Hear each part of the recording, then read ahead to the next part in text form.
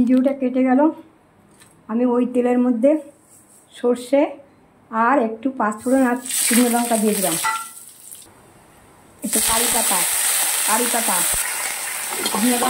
পাঁচফোড়ন, সর্ষে, কারি পাতা। এখানে 250 টক দই ফেটিয়ে রেখেছি, এটা দিয়ে দিলাম।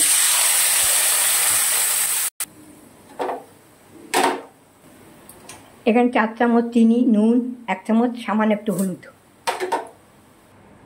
এবার একটু ভাজা মশলা আর একটু গোলমরিচ। এবার বেগুনগুলো ভেজে রেখেছিলাম দিয়ে দিলাম। নুন, চিনি, হলুদ দিয়ে বেগুনগুলো ভিজে রেখেছিলাম, পাতলা পাতলা করে বেগুন কেটেছিলাম। হয়ে গেছে আমার, এবার নামিয়ে দিচ্ছি। হয়ে গেছে আজকে দই বেগুন আমার অনেক দিন বাদেই করেছি। এটা খেতে খুবই সুন্দর হয়। হ্যাঁ, তো অনেক দিন করবো ভাবছিলাম, তো আজকে কোনোভাবে করে ফেললাম। হয়ে গেছে। হরে কৃষ্ণ, জয় রাধে গোবিন্দ।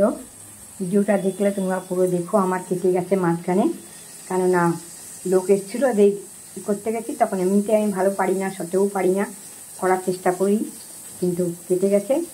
তোমরা যদি কেউ মনে করো পুরো ভিডিওটা দেখবে, তাহলে পুরোটাই দেখো প্রথম থেকে। ওকে, কেটে গেছে, সেটাও ছাড়বো, এটাও ছাড়বো।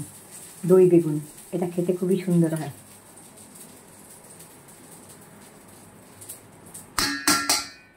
আমি খুব সাধারণ মানুষ, সাধারণভাবে রান্না করি ঠাকুরের জন্য, সোনামণিদের জন্য।